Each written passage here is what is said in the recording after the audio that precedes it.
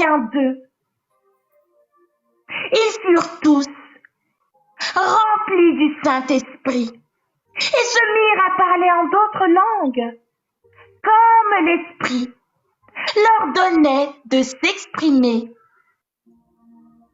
Or, il y avait en séjour à Jérusalem des Juifs, hommes pieux, venus de toutes les nations qui sont sous le ciel.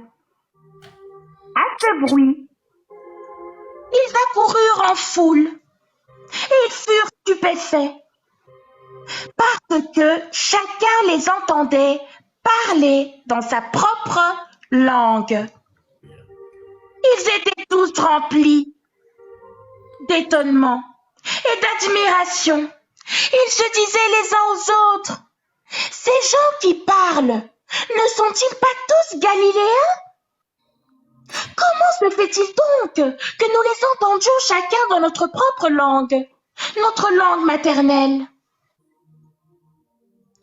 Parthes, Médès, Élamites, habitants de la Mésopotamie, de la Judée, de la Cappadoce, du Pont, de l'Asie, de la Pyrgie, de la Pamphylie, de l'Égypte, du territoire de la Libye voisine, de Cyrène, et résidents venus de Rome, juifs de naissance ou par conversion, Crétois et Arabes, nous les entendons parler dans notre langue des merveilles de Dieu. Amen. L'ange commence à prêcher à toutes les nations de la terre. Ils sont réunis bizarrement ce jour-là.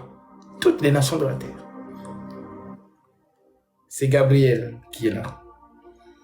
Jésus-Christ lui-même. Parce que c'est lui l'enseignant. Il faut que tu connaisses ton Père. Quand il prend la posture d'enseignant, c'est lui Gabriel. Lorsqu'il prend la posture de combat, c'est lui Michael. C'est la même personne.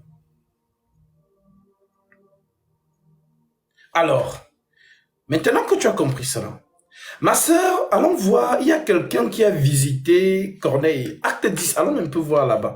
Acte chapitre 10.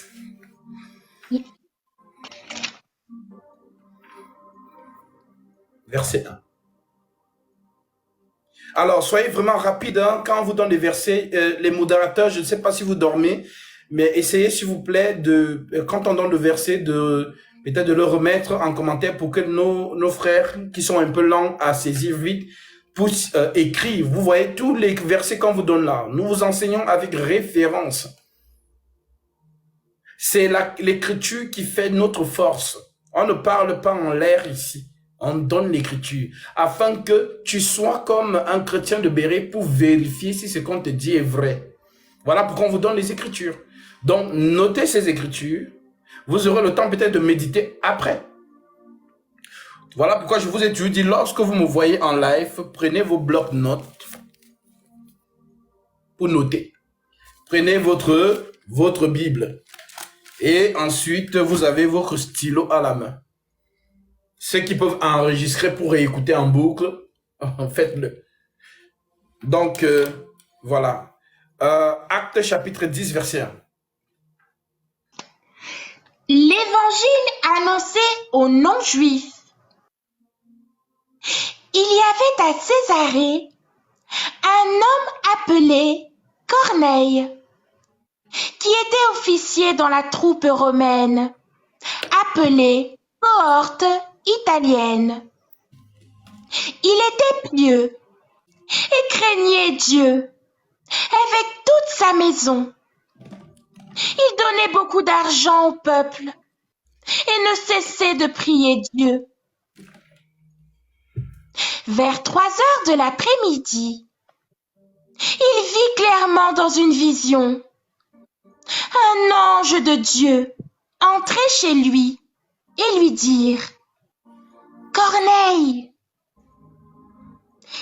Il fixa les regards sur lui et rempli de crainte, répondit « Qu'y a-t-il, Seigneur ?» L'ange lui dit « Tes prières et les dons que tu as faits sont montés devant Dieu. Il s'en est souvenu. Maintenant, envoie des hommes à Jaffa et fais venir Simon, surnommé Pierre.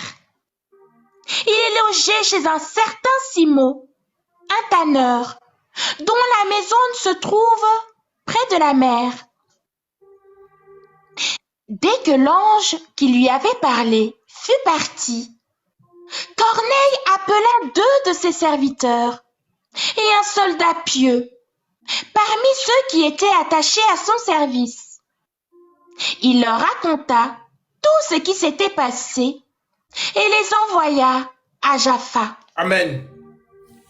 Maintenant, l'ange là, c'est qui? Maintenant, après avoir parlé à Corneille, il est parti où?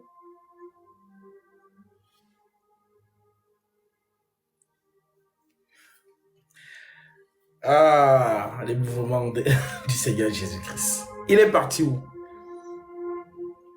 Allons-y. Acte chapitre 10 toujours, ma soeur. Continue. Dès que l'ange qui lui avait parlé... Laisse-moi d'abord, je vais d'abord. William Branham est un faux prophète. Voilà, donc va l'écouter dans ta chambre. Voilà. Tous les Branhamistes, vous êtes dans le bateau qui vous mène à la perdition. Vous tous qui avez suivi Branham. Donc j'espère que Thierry, le Branhamiste, va venir ce soir. Nous allons continuer le débat sur la semence du serpent. Comme vous dites, Branham vous a dit que le serpent a couché avec la...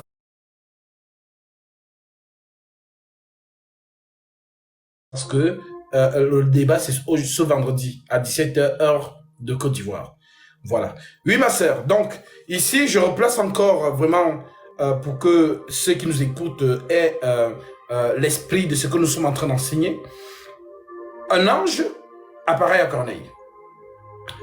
Et l'ange lui dit qu'il l'envoie appeler Pierre. Celui-ci va lui donner des paroles qui vont le sauver. Alors, l'ange part, mais il est parti où? Et c'est qui cet ange? C'est les 2 questions qu'on se pose. Qui est cet ange? Et il est parti où après avoir quitté Corneille? Oui, ma sœur? Dès que l'ange qui lui avait parlé fut parti, Corneille appela 2 de ses serviteurs et un soldat pieux, parmi ceux qui étaient attachés à son service. Il leur raconta tout ce qui s'était passé et les envoya à Jaffa.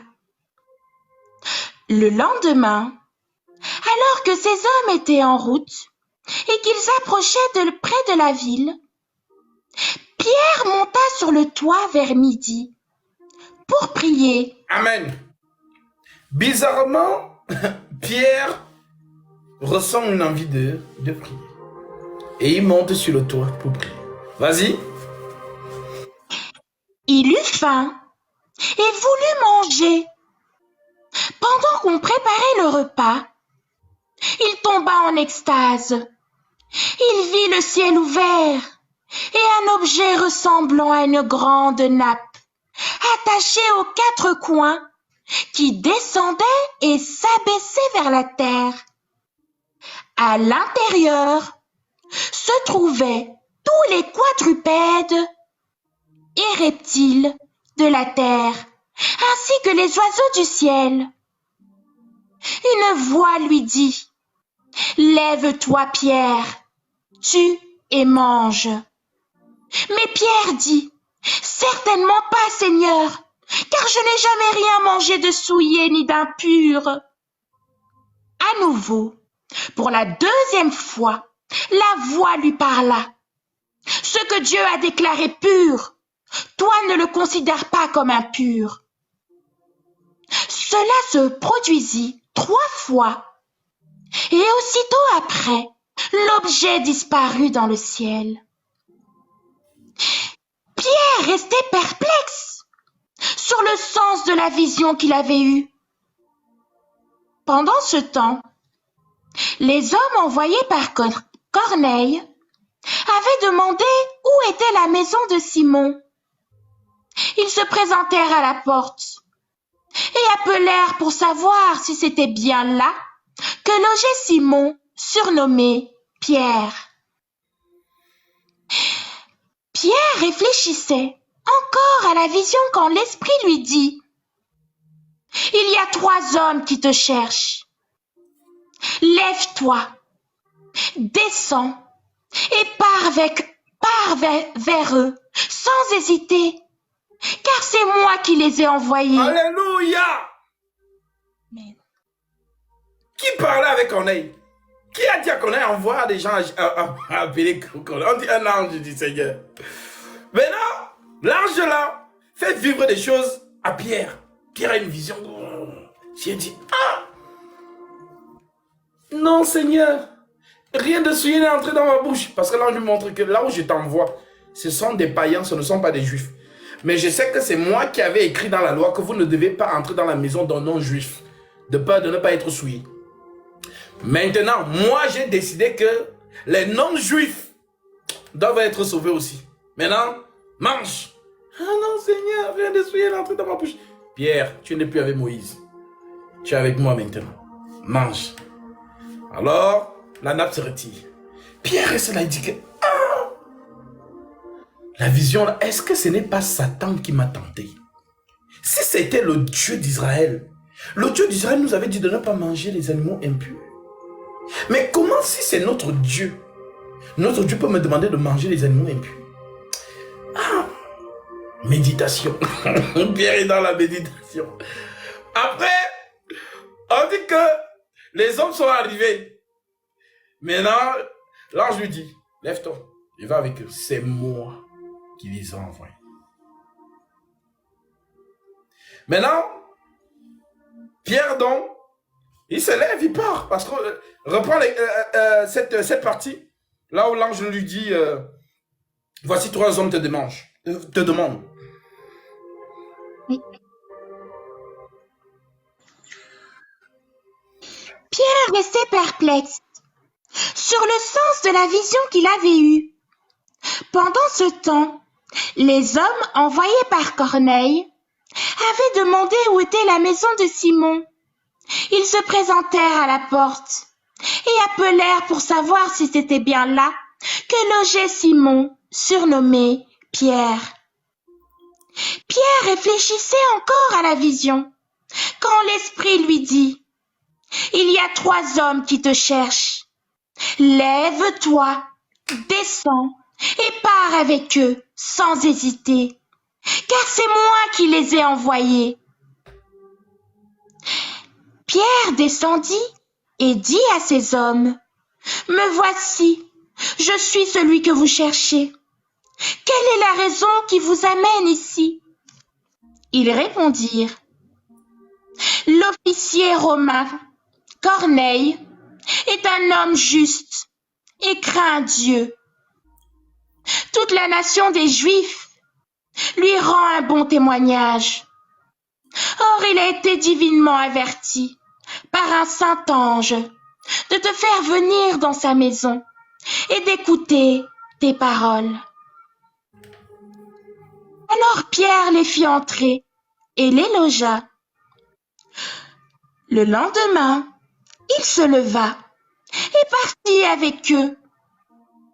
Quelques-uns des frères de Jaffa l'accompagnèrent. Ils arrivèrent à Césarée le jour suivant. Corneille les attendait.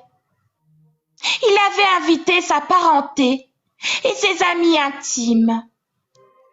Lorsque Pierre entra, Corneille, qui était venu à sa rencontre, se jeta à ses pieds et se prosterna. Mais Pierre le releva en disant: lève-toi, moi aussi je suis un être humain. Tout en conversant avec lui, il entra et trouva beaucoup de personnes réunies. Vous savez, leur dit-il, qu'il est interdit à un juif de se lier à un étranger ou d'entrer chez lui. Mais Dieu m'a montré qu'il ne faut pas déclarer aucun être humain souillé Alléluia! ou Dieu m'a impur. déclaré. Il ne dit pas un ange m'a déclaré que. L'ange là, c'est Jésus-Christ lui-même. Gabriel, l'ange de lumière. Tu as compris? Maintenant, continue, verset 44. Pierre commence alors à prêcher la parole et tout, machin. Pierre parlait encore quand le Saint-Esprit descendit sur tous ceux qui écoutaient la parole. Tous les croyants circoncis qui étaient venus avec Pierre furent stupéfaits de ce que le don du Saint-Esprit était déversé même sur les non-juifs. En effet, ils les entendaient parler en langue et célébrer la grandeur de Dieu. Alors Pierre dit, « Peut-on refuser l'eau du baptême à ceux qui ont reçu le Saint-Esprit, tout comme nous ?» Et il ordonna de les baptiser au nom du Seigneur. Amen. Amen. Tu aurais compris. Quand vous lisez les Écritures, vous lisez vite. Mais nous, on vous donne les yeux pour voir là où les autres ne voient pas. C'est pas moi qui dis. C'est Jésus lui-même. Marcel, lis-nous sa vie, s'il te plaît. Apocalypse 3, 18. Voilà. Parce qu'il y a des gens qui n'ont pas la colline dans les yeux. Ils n'ont pas ça. Donc, ils lisent la Bible comme s'ils lisaient un roman. Ou bien un volume de finance, ou je ne sais pas. Mais c'est normal. On leur en tient par rigueur. Parce qu'ils n'ont pas le remède des yeux.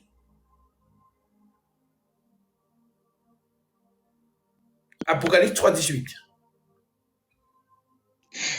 Je te conseille donc d'acheter chez moi de l'or purifié par le feu, afin que tu deviennes vraiment riche, des vêtements blancs, afin que tu sois habillé et qu'on ne voit plus la honte de ta nudité, ainsi qu'un remède à appliquer sur tes yeux, un collier, afin que tu vois. Alléluia!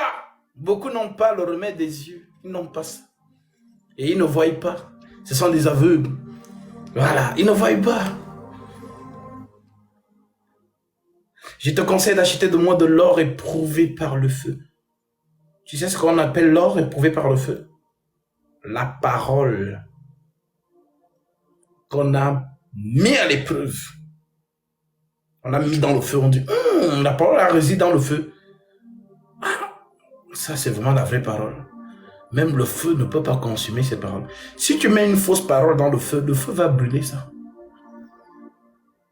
Dans les Écritures, ce sont des paroles. Et Jésus dit, mes paroles sont esprit et vie. Et l'esprit, c'est quoi? C'est le feu. Des flammes, comme des flammes, des feux leur apparus, séparés les unes des autres. Dans le feu, là. Si tu mets une fausse parole dedans, ça brûle direct. Mais si tu mets la vraie parole, ça résiste. Ça veut dire que c'est la bonne parole. Voilà pourquoi j'ai dit, je te conseille d'acheter de moi de l'or éprouvé par le feu.